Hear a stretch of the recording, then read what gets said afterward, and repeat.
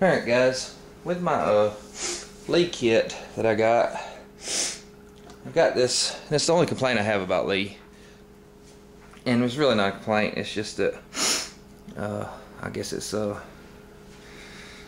just kind of a little hassle. Yeah, I'm sure it's marketed to get you to spend more money, but it is what it is. With their kit comes your cutter that you'll put your individual case length gauge in there, and it comes with a lock stud for you to use in your drill that you'll put your shell holder in.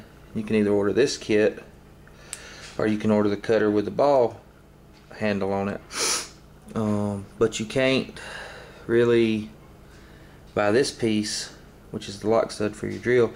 You can't buy it separate. You have to buy this kit, or in my case it came free with the reloading kit, or you have to buy the one with the ball stud already on it, which is about, I don't know, it's about $7. It's not really that big of a deal because, you know, it's $7, but I couldn't see spending $7 to have a ball handle on this, because you know, you try and do this, your fingers are going to be cramped up after a couple of cases, and that's why they have the big ball stud, ball hand cutter, whatever they call it. So what did I do? I went to the local hobby store, and they had these wooden balls. These are 2-inch wooden balls, and I got these for like $2, $2.99 for 4 of them. And I really don't want to take credit for this, because a buddy of mine, actually a West Virginia hunter, I'll put a notation in below, he actually had one that he had took a ball starter for a muzzle loader, and he had done it, took the brass off of it for another project, and he took the ball off of it and done it. So I kind of said, well, I believe I could just buy me a ball and make my own handle. So what I did is I just took and chucked this into my vise. You can see it's got a little bit of rough, and that's where I didn't pat it well enough, but give me textured grip if I want it. I'm going to stain it, but I just took a 13/32 drill bit and drilled me a hole. And you can see I really would have used my 1/2-inch bit, but not only is my 1/2-inch bit 1/2 inch, but chuck on my drill is not 1/2 inch, so I couldn't use it. I would have had to have took that over to the shop and use the drill press, but I used that, and then I just took a little ball cutter bit on my Dremel tool and cleaned it out a little bit, you know, opened it up a little bit, and then just took a little sanding wheel and sanded the inside of it.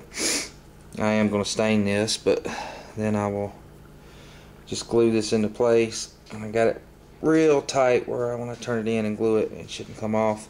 I believe that will give me, you know, a whole lot easier use with that cutter. But I couldn't see spending the $8, $7, $8 and plus shipping or whatever for this when I could just make it. No complaints about Lee. Like I said, I know that they probably do that for marketing, make a few extra bucks, but I could have just got online and ordered one, but I figured for $2 for a bag of these, and I could just make my own. So I'll show you what it looks like after I am going to stain this right quick, and then glue it up with some super glue. If that don't work, then I'll epoxy it, but I think that'll work pretty good. I'll show you the end result when I'm done. Alright guys, I didn't want to attach my perfect powder measure to my table directly, so what I did is I just mounted it to a block of wood and just clamped it on my table. It gave me a pretty solid base, so I should be able to throw my charges and do anything I need to do. It should give me the, you know, ability to use the cases like so, or even if I wanted to, I could put the blocks under there. You know, just load one up, put it in there, pick it up. And also, we finished the ball cutter. I don't know if you can see this real well.